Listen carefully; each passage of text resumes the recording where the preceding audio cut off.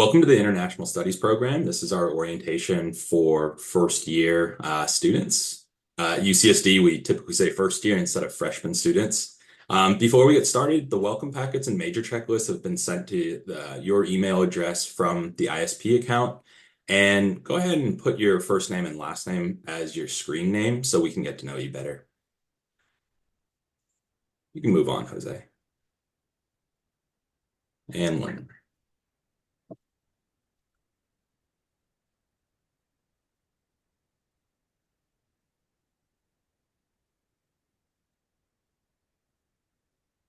We'll try to keep the orientation this morning to right around like hopefully 45 minutes to an hour. So that's just what you can expect time wise. Jose, can you move forward? Cool. Yeah, so a couple of reminders. We're recording this session for students who aren't able to be with us synchronously this morning. Please don't share any personal information, such as your PID, because we'd like to post this to our website. You can use the chat feature if you have questions, and we'll have a short question and answer session at the end. Just go ahead and keep your mics muted until the question and answer. And as I said before, first and last name for your screen name would be great. So here's the agenda for this morning. First, we'll start with just introductions of our team. We'll look at the major requirements, both the curriculum for each of our 9 majors and the requirements. We'll talk about some opportunities for students while you're at UCSD and how to get more involved on campus. And then, of course, we'll talk about advising, being that we are the academic advising team with International Studies. We'll let you know how to contact us and the different advising tools at UCSD.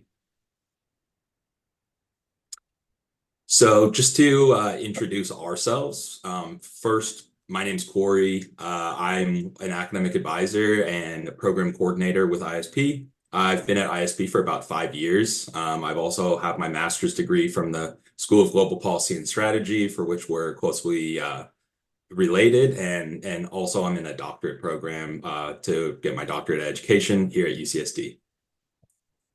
All right. Hi, everybody. My name is Matthew Lin. I'm another one of the academic advisors for ISP. I was actually an undergrad here as a with a social psychology major, but I've been an ISP advisor for around 4 years. Cool. Hi, everyone. So my name is Jose Dizon. I'm one of your academic advisors as well. I was also undergrad student at UCSD, majoring in visual arts, and I've just been here for a year now. So still, yeah, fairly new. And we'd also like to introduce the director of ISP, Dr. Anna Fewer. And if you want to go ahead and go to the next slide, we'll let Anna introduce herself a little bit more. Hi, everyone. I'm Professor Anna Fewer. I'm a teaching professor at the School of Global Policy and Strategy, and I'm also the faculty director of International Studies. So very, very happy to have everyone here. The student advising team from ISP is going to give you a terrific overview of what you can expect from this major and how to begin your time here in ISP and at UCSD. So I'll just say a couple of words, brief words of introduction. ISP is really a unique and interdisciplinary program that approaches the study of politics, economics, and culture really from a global perspective. And whatever you end up studying in the future, whether you go to grad school, whatever career you end up pursuing, we live in this extremely interconnected world. And so it's really essential that you have an education that's in a global context, whatever you end up deciding to do with your life. So as you'll hear today, ISP gives you the chance to complement your study of a particular discipline, whether that's history, political science, philosophy, business, economics, etc., with interdisciplinary courses, language courses, and regional expertise. And, I really think that ISP is a major or a minor for students with a wide range of interests, right? Students who don't want to be boxed into a single discipline and who really want the chance to explore and experience another part of the world in depth. So I've been at UCSD for a year now, so I'm still relatively new, not quite as new as the first years, but it's a very large university. And the truth is it can be difficult to get your footing at the very beginning and kind of figure out who your community is and how to get around campus and how to sort of work out the logistics of the major. So we're very fortunate to have this really terrific advising team here at ISP. And what I'd say is the best thing you can do when you're entering into this university and entering into the major is to ask questions. It's really the case that no question is too small. There's no such thing as a silly question. There's a lot to take in and a lot to figure out. So please err on the side of asking for more clarity, right? We're happy to answer any question you'd like. So Corey, Jose, and Matthew will tell you how exactly to be in touch with the advising team and how you can be in touch with them both in person and over email or through the VAC. But you can also please feel free to be in touch with me. My email address is on the ISP website as well as my office number. During the academic year, I'll hold regular office hours just for ISP students. And, once September comes around, we'll send out the schedule for that. And I'd really love to get to know as many of you as possible. And I'm, again, happy to have conversations about anything you're struggling with in ISP or in the university more broadly. That's my job. I'm always happy to have those conversations. And more generally, I'm just interested in getting to know you, your interests, your career aspirations, what you're finding interesting about the ISP experience, what you'd like to see more of in ISP. My door is always open to have those kinds of discussions. So again, yeah, the student advising staff today is going to talk you through everything you need to know about the major. And I think you'll find it to be in a helpful and informative session. So nice to meet all of you and looking forward to connecting once the fall quarter begins.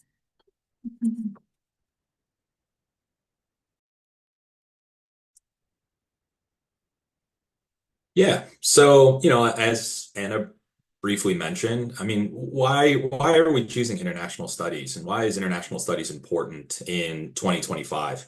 I've been in international studies for 5 years now, and I think, you can make the argument that it's as important as ever in 2025 with everything that's going on in the world. You explore the processes of global integration from both like a political, economic, and cultural standpoints. I think it's awesome that ISP has so many international and diverse students. So connecting with those students that share your interests in issues, events, and cultures of the world is one of the highlights of the program. And yeah, I mean, we see our graduates have a variety of career paths, law, business, finance, academia, nonprofit, humanitarian work. Depending on your major, we see students go all over the world as well. And yeah, basically we're here to study the language, politics, and culture of a specific region or a specific country through our regional requirement and our language requirement, which is pretty unique to our 9 majors. So speaking of those 9 majors, everyone in this meeting right now should recognize one of these 9 majors. We do have majors ranging from anthropology to sociology. Currently, our 3 most popular majors are international business, international studies economics, and international studies political science. But each major has their different set of requirements called disciplinary focus courses, which we'll get into in just a minute. So this is it's a kind of a silly looking chart, but this kind of helps explain as a student at UCSD the different requirements you have. So if you look on the left there, you can see there's college and university requirements. Now we have 8 colleges at UCSD now.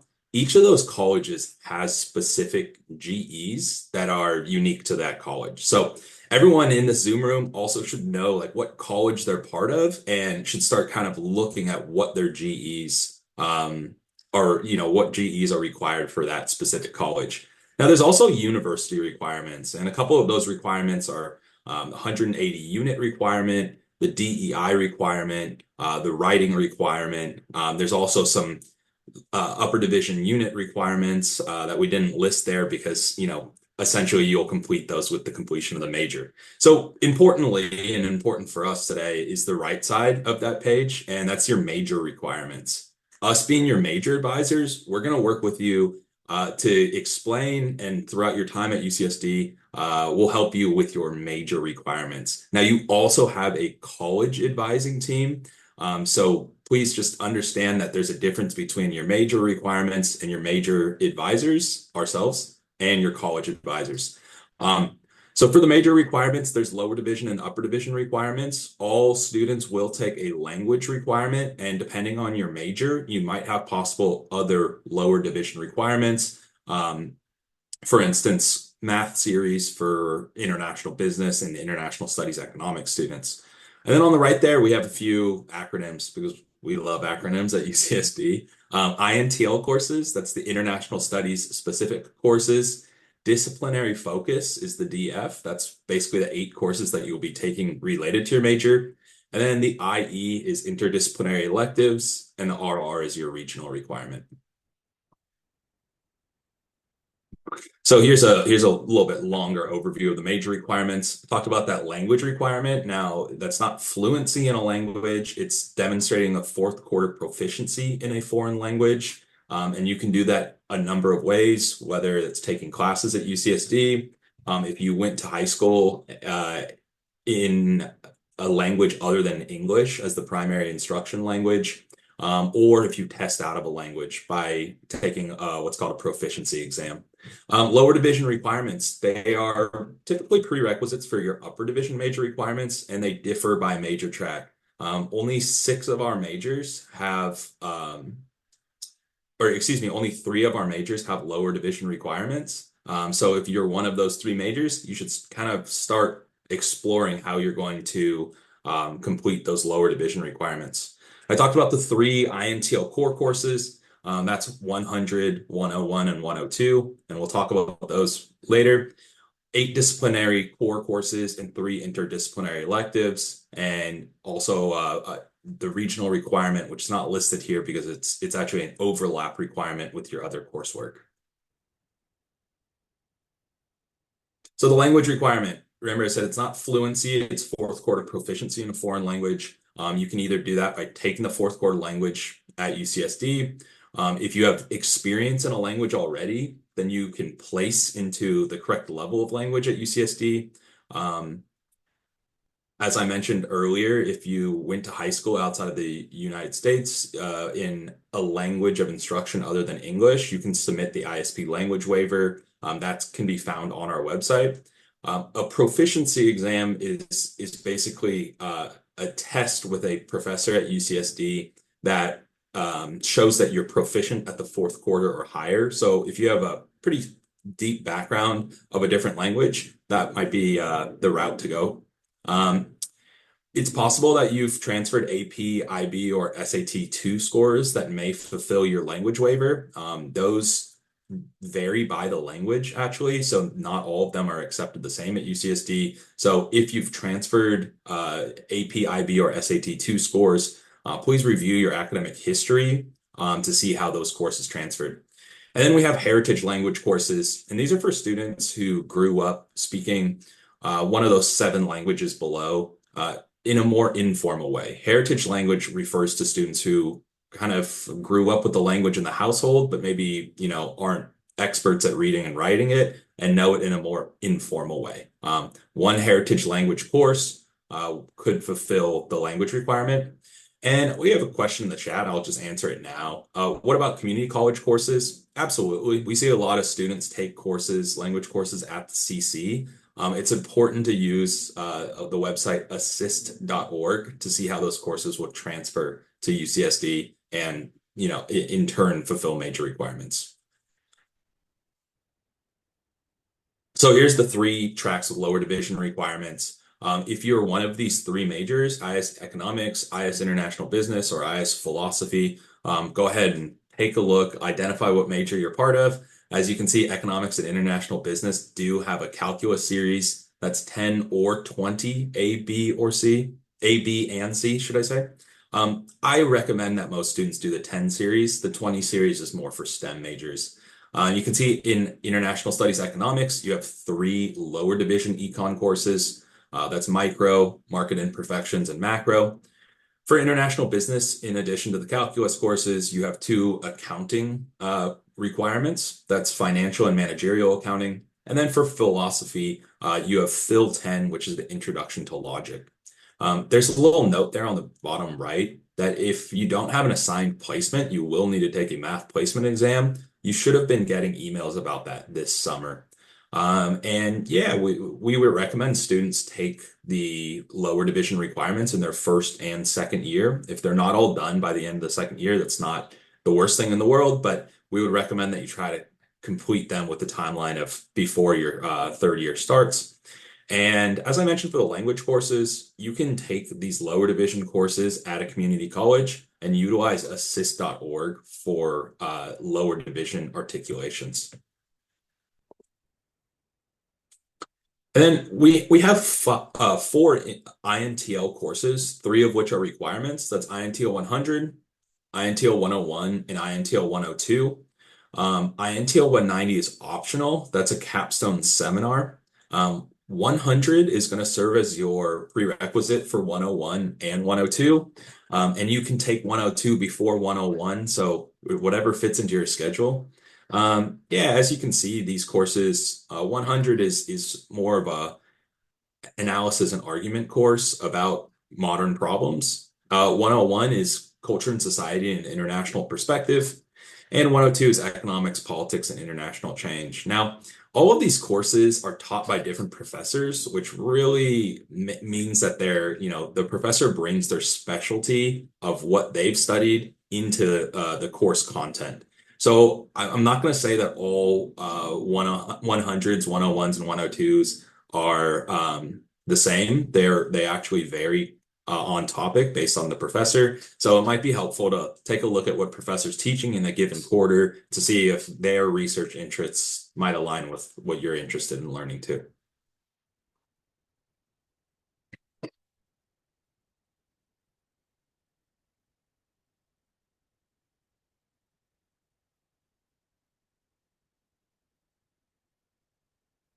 Okay, so moving forward here. Yeah, so INTL 100, this, like I said, is going to be the prerequisite for 101 and 102. And as first year entry students, I'd like you to go ahead and identify your college. Completion of 1/4 of a university level writing course is the prerequisite for INTL 100. So it's not the whole sequence, it's simply one of the college writing courses. And as I mentioned earlier, all those courses are unique to individual students and what colleges they're part of. Right. So after 100, you're going to take 101 and 102. And if you're interested in taking INTL 190, you will need to complete 101 and 101 or 102. And it's typically recommended that students take 190 in their third or fourth year at UCSD.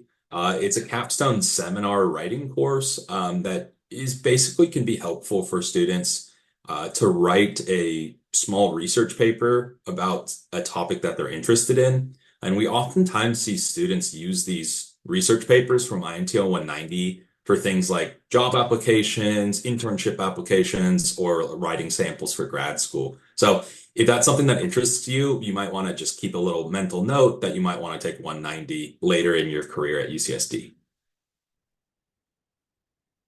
Right. So like I said, 190 is optional, and you'll need to complete 101 and 102, excuse me, not 101 or 102 with a C- or better. And here's just some ideas of previous professors and their INTL 190 research topics. You can see that these topics, I'm not going to read them. I'll have you just kind of take a look yourself, but you can see these topics vary drastically based off the professor.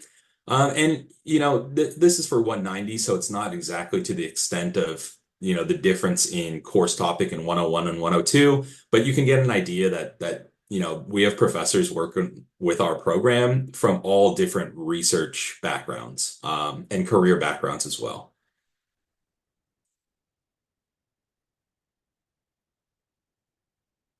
Right. And then just finally, I'll talk about the ISP Honors Program. The ISP Honors Program is a 2/4 sequence with INTL 190H and 196H. There's requirements for the honors program, like a certain GPA and completion of a certain amount of your upper division coursework. Now, I'm not going to go too in depth with the honors program because typically students will join the honors program in their junior or senior year. But the benefits of the honors programs are basically you're going to be working with a professor on a one-on-one basis throughout 2 quarters at UCSD. We oftentimes see students complete a larger research paper for the honors program. And, we've seen these students go to places like Yale, Stanford, or pretty incredible job opportunities. And a big part of that is having one-on-one research experience and also mentorship from a professor at UCSD.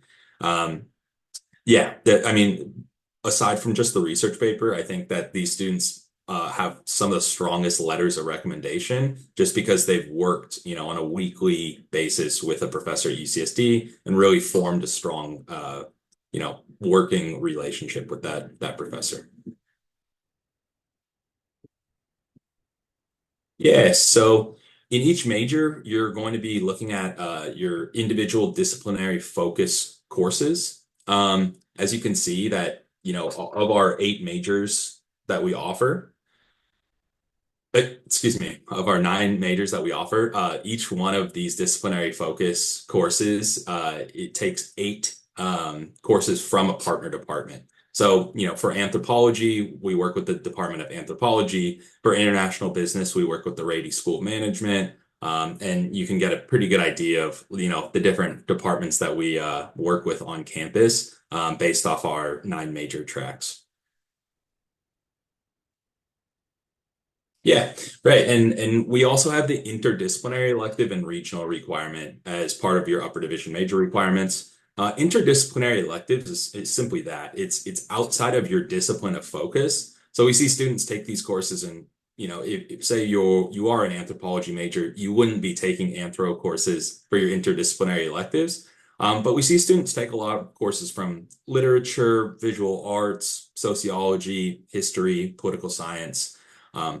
And essentially, for the regional requirement of your 11 disciplinary focus and interdisciplinary electives, 3 of them must focus on one region. And we come out with a list every quarter that we send to all students that basically has the regional requirements being offered in that quarter, along with what region they're part of and basically the department that is offering that course. So we try to make it a little bit easier by doing a little bit of legwork for the students. So in the future, always be on the lookout for the course offerings emails prior to when enrollment starts. Yeah, so this is an example curriculum for an international studies, international business student.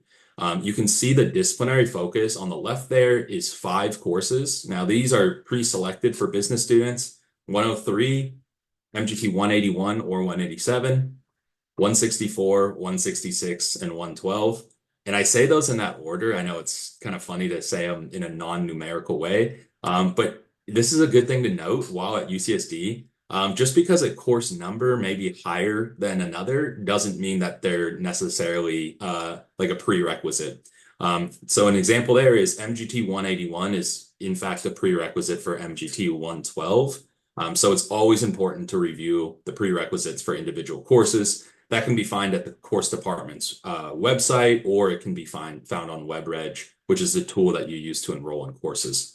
Now, on the right side, you have 3 electives, which takes you to your 8 disciplinary focus courses. And there's just some sample electives there that we just threw in just for an idea, especially for your international business students, of the different types of subcategories of courses that you can take within the Rady School of Management.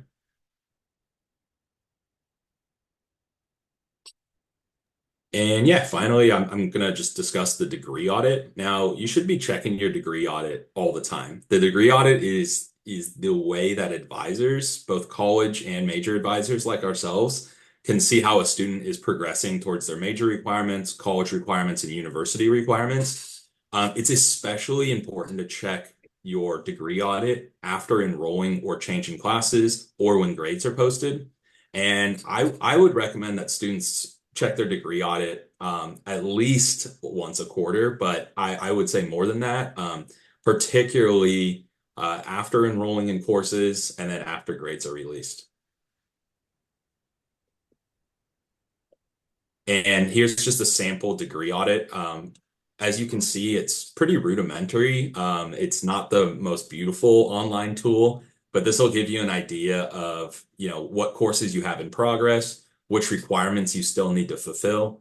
And yeah, I mean, what's important about the degree audit is when students are looking to graduate, we as advisors refer to the degree audit. So if there's discrepancies on the degree audit, we cannot approve of students graduating. So like I said, it's just always important to continue checking that. Look for those green check marks, which means your requirements are completed. And then, yeah, the unfulfilled requirements are the red X. And you'll see also when courses are work in progress, in by the grade for the course, you'll see WIP for work in progress.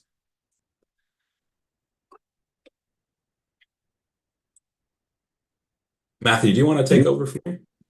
All right, thanks so much, Corey. Yeah. So another great tool apart from the degree audit is, of course, your academic history.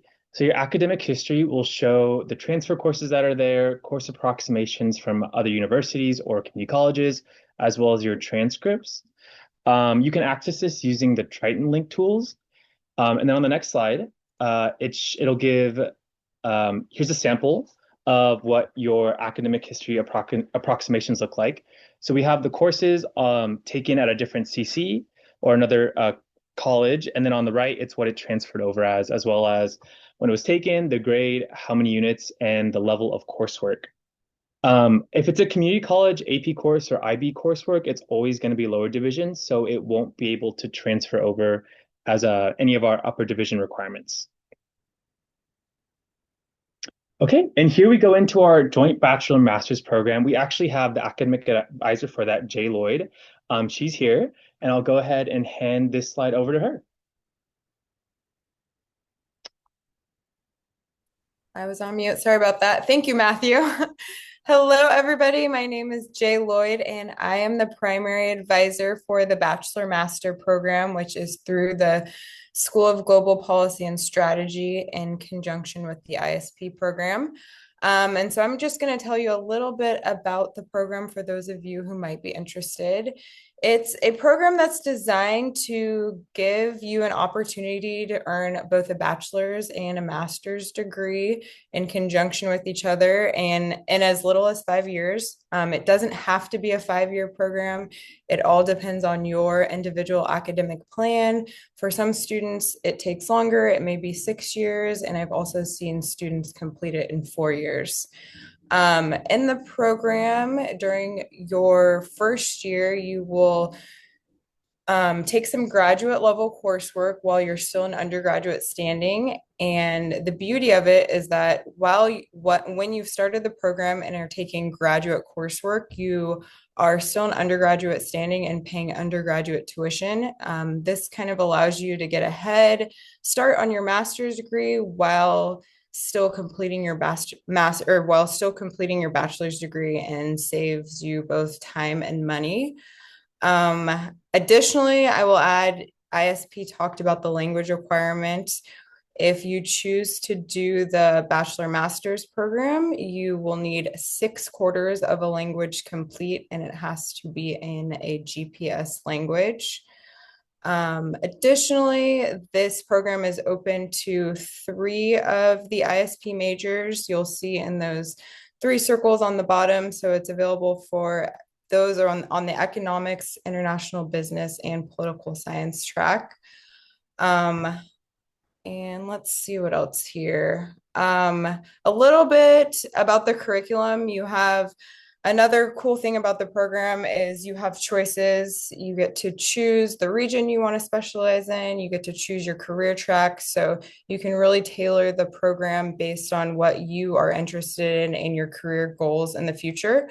And if this is a program that you think you might be interested in, I would love for you to come and talk to me. But before you come and talk to me, please touch base with your major advisor because it's very important that you understand your major requirements before you understand the bachelor master requirements. All right. Thanks so much, Jay. Yeah, if you have any questions, her contact info is on our website. You can send her an email, set up a meeting to go over how to get into the program. But thanks so much. So something else we wanted to talk about is study abroad. Hopefully, most of you are interested in doing this. I think it's a great opportunity for students to go abroad, experience something new, eat some great food, learn some new things, meet some new people. A great thing about study abroad is you can transfer over courses from study abroad to our major requirements. So nearly all the students who study abroad graduate on time, and there's also financial aid advisors available with the study abroad office. So if you are interested in doing this, you should look to plan as early as you can to figure out when you want to do it.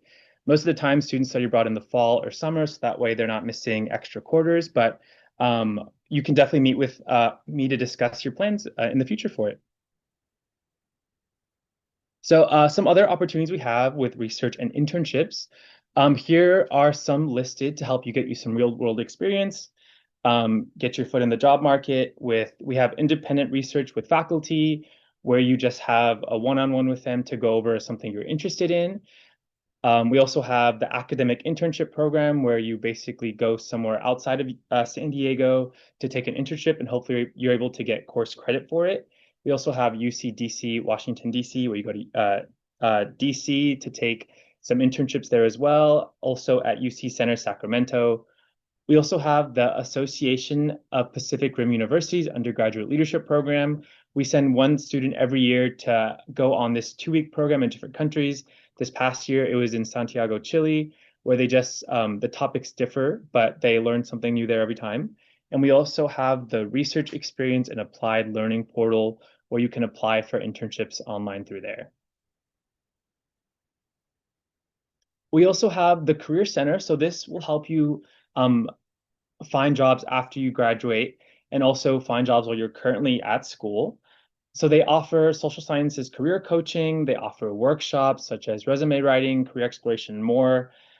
Plenty of networking opportunities, as well as a job search portal known as Handshake. This is a great tool to use if you're looking for work while you're an undergrad or even after. And we have our 2 career coaches there, Josue Pinal and Madigan Turnquist. Those are both our career coaches for the social sciences. Okay. And we also have our International Studies Student Association. We have a member here with us today, and I will go ahead and hand it over to them. Thank you, Matthew. Hi, everyone. I'm Luz Aiko, and I'm the Director of Marketing for ISSA this year. So just a little bit about ISSA. So our goals are to provide a welcoming and supportive community for all of our IS majors and anyone who just wants to join ISSA. And we also aim on providing like guidance and assistance toward all of our members, especially in the professional aspect. So throughout the year, we host a lot of different events, both professional and social.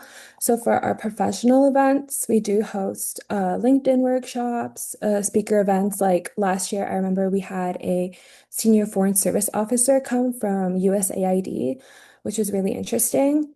And then we also had a BA/MIA panel, which we've been having for the past couple years now. And we also have a bunch of different resources that we can hear about more once the GABM comes around.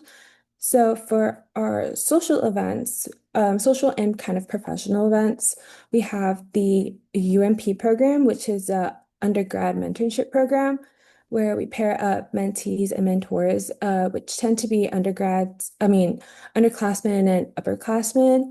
For this, we tend to pair people with not only similar hobbies, but also just similar professional interests. And like Matthew did mention, we have a bunch of study abroad and UCDC, UC Sacramento programs. So a lot of our members have taken those. So if you're interested in those, we could pair a mentor and a mentee that have done that program. We also have a bunch of just a lot of fun socials, like our Thanksgiving dinners and our Lunar New Year. And we also have study sessions and game nights. Last year we did have a paint and sip and then a pottery and painting.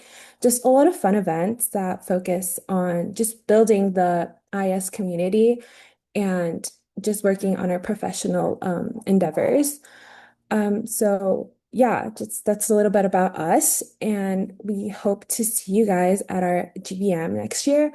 Um, for more up-to-date information about kind of what events we're hosting and what we're doing, you could just check out our Instagram. That's our most updated.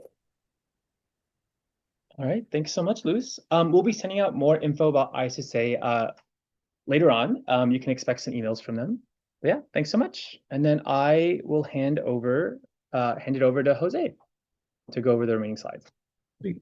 Thanks. All right, so moving on along. So if some of y'all are interested in double majoring, pretty much like you can do international studies with another major on campus. So when you decide to declare as a double major, you have to just review all the requirements for both the majors, complete the double major petition worksheet, and all these extra little things. So when you're doing double major, you're supposed to have 10 upper division courses that are unique to both majors. So it's just pretty much you're taking like more courses, but you get, two majors at the end of the day. And students should declare their during their first quarter or sooner during like their freshman, sophomore, junior, just to kind of like make sure like you're on track to graduation and finishing both the major requirements. So for academic advising, so we are available virtually and in person. So for drop-ins, we're open pretty much Tuesday, Wednesday, Thursday at very specific times. You can just come in, talk with us at any point of the hours. Um, and in person is preferred just because like we want to, connect with you guys some more and just like not really do a screen. But yeah, but we also have virtual advising, which is like we usually respond with those within 24 hours to 48 hours. Um, do the VAC that we'll also go through in the next slide here. So the VAC is like the main place where you guys would be working and like contacting us. So in your web advisor, you should be able to see Virtual Advising Center where you can just pretty much submit any questions to us and we'll be able to respond to them. If you don't have time to drop in during our drop-in hours. Let's see here. So when you're in the Virtual Advising Center, you'll see the ask the question, meet with an advisor, contact record, and all these other options. When it refers to a question, there'll be a topic button with a drop-down menu. And when it says direct to, make sure it says International Studies Program / Global Policy and Strategy, just to make sure like it comes to us, or it can go to your college as well with your question right below. And then for drop-in hours, you can go and scan this QR code, or our hours are available on our website. But usually it's Tuesday, Wednesday, Thursday, 9 a.m. to 11, and then 1 to 3 in the afternoon. Okay. And then for these TriLink tools, so as before, like we had talked about with the degree audit, there's also the Virtual Advising Center on there, WebReg, the enrollment authorizational systems, and then academic history. So you'll be mainly using a lot of these tools while you're here at UCSD, just to kind of contact with us and then like find out your schedules and like do some enrollment for authorization for courses if you have some prerequisites that aren't working. So this is like the main hub where you'll be using just like make sure like you're on track and like, contacting us if there's anything wrong with your transcripts and stuff like that. So academic integrity. So pretty much with this one, just don't cheat. So if you get caught cheating, then you'll be referred to academic integrity just because, you can't be cheating. I don't know what else to say about this one, just because like we don't really have these cases as much because y'all are good students. Um, yeah, but if you have any questions in regard to academic integrity or like want to know more about it, you can just go ahead and visit their website or scan this QR code here. Um, and then final reminders. So pretty much fall courses enrollment will start for y'all on August 14th. So kind of like look through our website and kind of see which courses you would want to enroll in for your first pass and second pass. We usually recommend students taking maybe 3 courses to 4 courses during their first quarter at UCSD, just because it's a quarter system. It goes by really fast, right? So during this enrollment period, like just look through your lower division requirements if you have any, and kind of look at your college to see like what kind of courses you should also enroll to complete your college requirements. And then here are also our advising hours as well, as mentioned before. Um, and here are some academic resources all over campus. So there's just a few, like CAPS is the Council on Psychology Services. It's all free to UCSD students. Oasis is a little center at Price Center where you can like, have academic support, see some clubs over there, and just hang out. The Writing Hub is a good place to like, you know, if you're struggling with your writing and need help with an essay, they're really good at like helping you with that. Same goes with the math department. They have a lot of tutoring and like basics needs to kind of help you over there. And OSD accommodations are for students who have any documented disabilities and like need extra support in their classes or any support from the university to make sure like you're academically on track to graduation. Yeah. That's pretty much it. You guys can do that.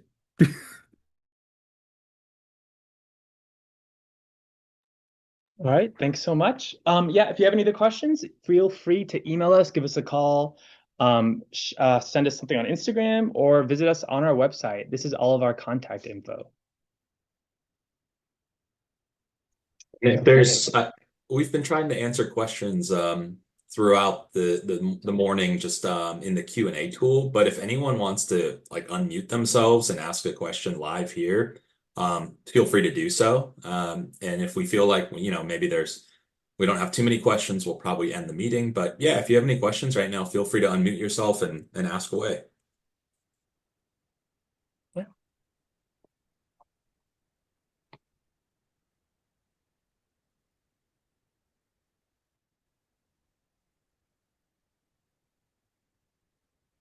Actually, excuse me, can I ask a question real quick?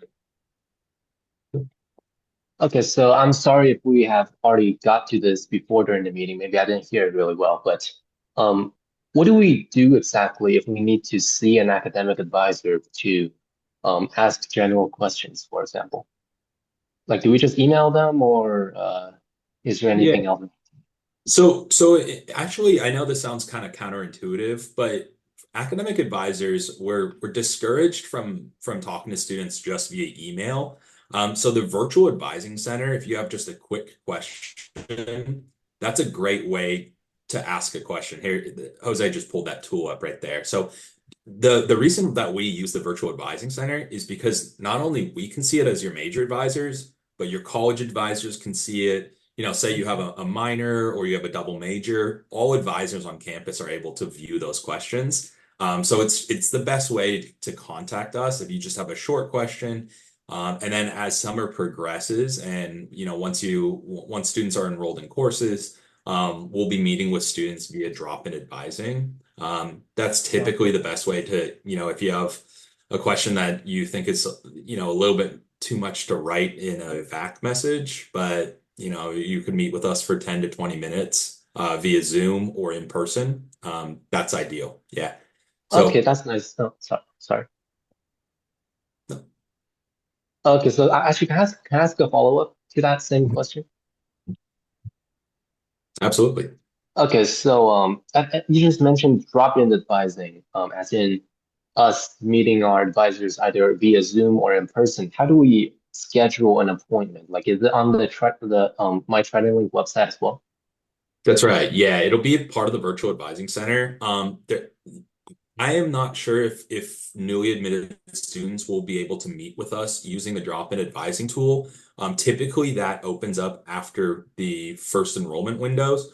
But what I would recommend is on the virtual advising center, that's where you can ask a question either in writing or you can come to drop-in advising. There's our drop-in advising hours, Tuesday, Wednesday, and Thursday, 9 to 11 a.m., 1 to 3 p.m. That's Pacific Standard Time.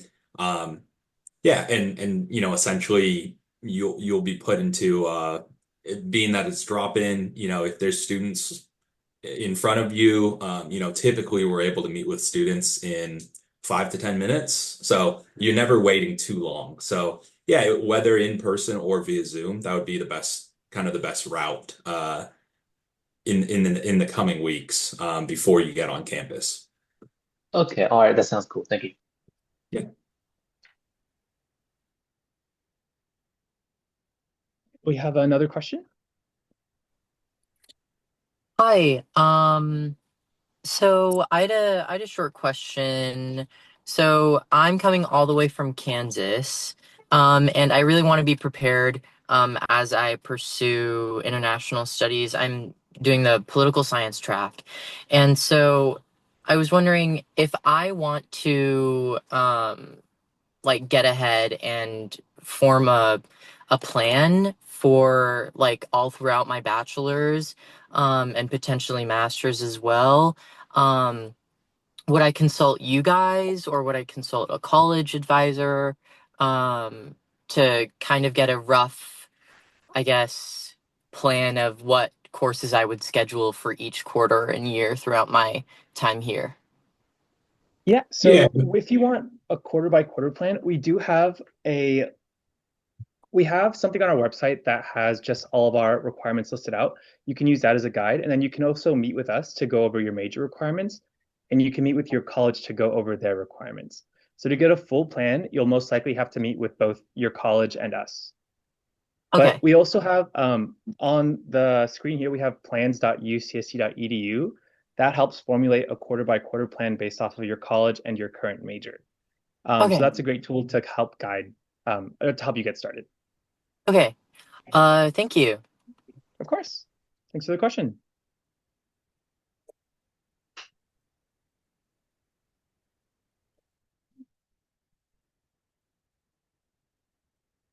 Any other question? So we have a question about if you're on the VAC page and you don't see a meet with your advisor tab, it's because you most likely aren't able to meet with an advisor as an incoming first year until after enrollment starts. Hopefully it'll start sometime after August 20th. We're unsure about the exact date, but for sure in September, you'll be able to start meeting with us. So in the meantime, you can just send us a VAC or an email and we'll be sure to answer your question. Yeah, and I would also encourage. I'm sorry that we don't have the specific date. We were wondering about the specific date, but we did not hear from Central Campus on when students will be able to use that Meet Their Advisor tool, like for drop-in advising. So I would just encourage students to go ahead and check that like every couple days and see if you're able to meet with us. This is not something that we can just like open or like we don't have control over that when that tool is available. But it's our idea, and I believe last year, I want to say it started on like August 24th. So somewhere around that time, but it may be as soon as when you enroll in your first courses. We just Another have a question question. is, oh, I was just going to answer this question in the chat. How many credits can you take per quarter? So 12 is technically full time. Anything less than, is it 10 units is part time? it's any less than 12. Any less than 12. So, I mean, I would suggest that students don't take any more than 16. I would say typically students will take 16 units per quarter, but just be aware that the quarter system is quite fast. I mean, this 10 weeks is really can be really jarring to students who have never been in the quarter system. I can say from my experience, and I think Matthew and Jose would agree, that our first time in the quarter system at UCSD, it's like the fastest 10 weeks that you could imagine. I mean, so what I would recommend is you maybe enroll in 4 courses, which is 16 units typically. And you can always drop down to 3. The drop deadline is a few weeks into the quarter. So you can always drop down to 3 if you're feeling a little bit overwhelmed with taking 4. You can take now help me here, Matthew. Is it if you enroll in over 20 units, you need approval from your college? So you can enroll into, so we have a 2-pass system. So during your second pass, you can enroll in up to 19.5 units. And at the start of the quarter, you can enroll in up to 22 units. If you want to enroll in more than 22 units, which you do not recommend, you'll have to get approval from your college. Yeah, and then Another question we got is it easy to switch majors between disciplinary focuses? And then can you double major within ISP? So it's very easy to switch majors since we are an uncapped major. At the start of the quarter, you're welcome to switch to any other uncapped major. It's very easy. You can just use the Triton Link major minor tool. It's very simple. You aren't able to have two majors within ISP, so you can't be international studies, international business, and international studies, political science. We won't allow two international studies majors. Another question we have is, does the Big Four accounting firms recruit for international business? So right now we are working on creating an alumni network. Since it is just the three of us here, it's difficult for us to reach out to alumni, but we are working on that. We do have some that work for Goldman Sachs and other big companies that are pretty worldwide, but we hopefully will have some more alumni info later on this year. Another question we got is, are you allowed to take upper division class as a freshman if you are sophomore standing? So most upper division coursework is barred by how many units you have. So most upper division coursework, which is like 100 and up, so 101, 100, 100 plus, you need about 90 quarter units. So most of the time you'll take them at the end of your second year or beginning of your third year. So as long as you have the units, you're welcome to take upper division courses. And then another question is, what do you expect during a study abroad trip? And is there allocated free time during those trips? So that'll be a great question for the study abroad advisors. We can send out some info later on regarding how to reach out to them, but they can help go over the process of what to expect when you study abroad. So when is the drop deadline? So during the start of the quarter, you can enroll into classes up until the end of week 2, so Friday of week 2, and then you can drop courses without anything on your transcript at the end of week 4. But if you want to drop and then after week 4, you have up until week 6 to drop the course with a W. A W is just something on your transcript that says you dropped the course after week 4.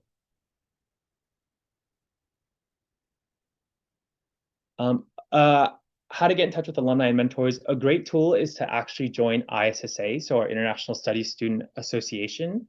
They have a huge alumni network, and they can help go over mentorships with current students. We'll be sending out some info on how to contact them later as well. Okay, and then what major requirements are usually fulfilled by study abroad courses? So if you study abroad, you'll mostly complete either your disciplinary focus requirement or your interdisciplinary elective and regional requirement. So those will be upper division courses.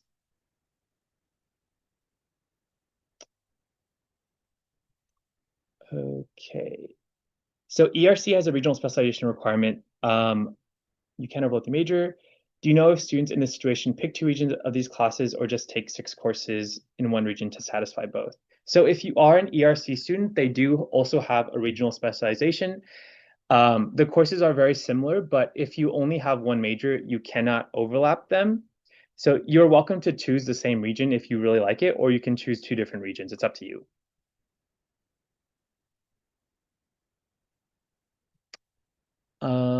Okay, on WebReg, there are some upper division courses that don't have any prerequisites or that say they're restricted to freshmen. If they don't have that as a prerequisite, you're welcome to take it. They will be a little more difficult, so be prepared. We don't recommend taking that your first quarter. You should definitely ease your way in, especially going into the quarter system if you come from a semester school. The quarter system is very fast. So just be prepared, and you should wait to take some upper division courses.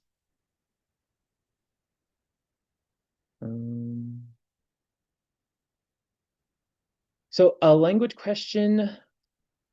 I received is another one we have is do you have to take a language that you declared, or can you just enroll in a different language course?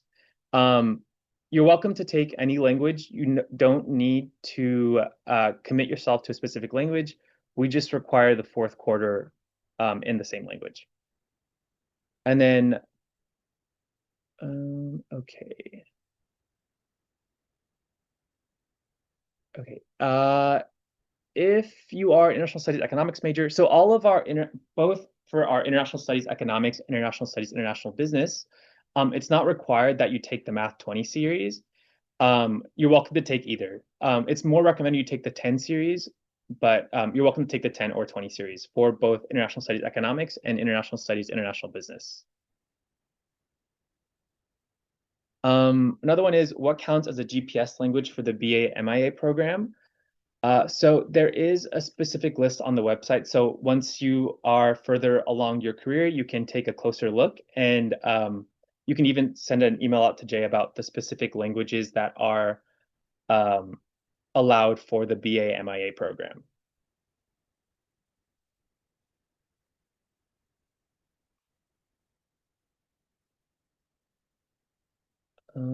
How manageable or stressful would it be to take 17 units in your first quarter? So a big part about college is learning how to study and learning how to take time for yourself. A lot of times, all of you are very smart, so maybe sometimes in high school you didn't have to study, but coming into college, that is definitely a skill you'll need to learn. So if you already know how to study, fantastic. If you don't know how to study, you might need to take some time to learn how to do so. 17 units is definitely possible. You can definitely try it out for the first 4 weeks. And if by 4 weeks you think it's too much, you can always drop it by the drop deadline on Friday of week 4.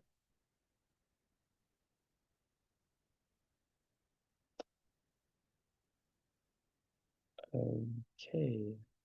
So question is it recommended to take MGT4? You're welcome to take MGT4 in the fall or whenever it lines up with your schedule. If you have space this fall, you're welcome to start taking it and enroll it for it starting on Wednesday or Thursday. Okay.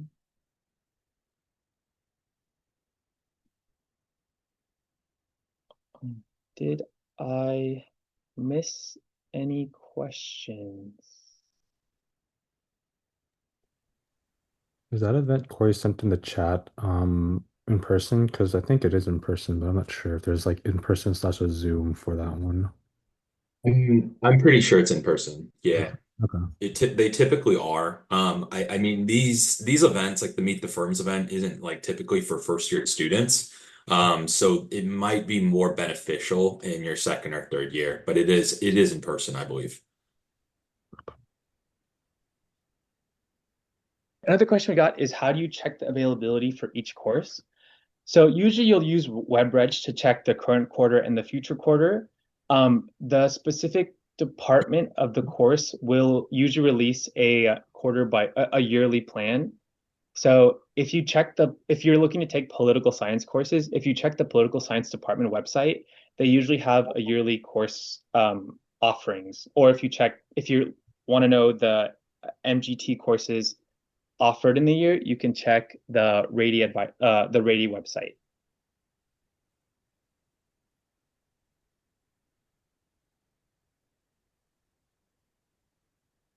If you want to declare a minor, the minor doesn't have to be within ISP or anything related to us. You're welcome to take any minor offered at UCSC with our major.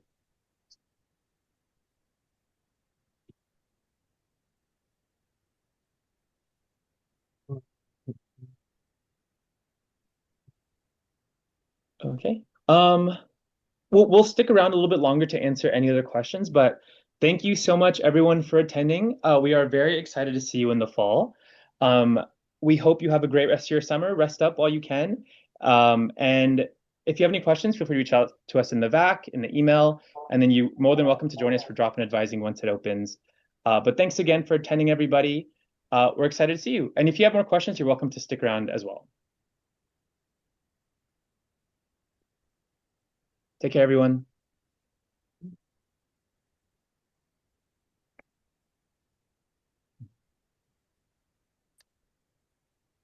me stop the recording now too.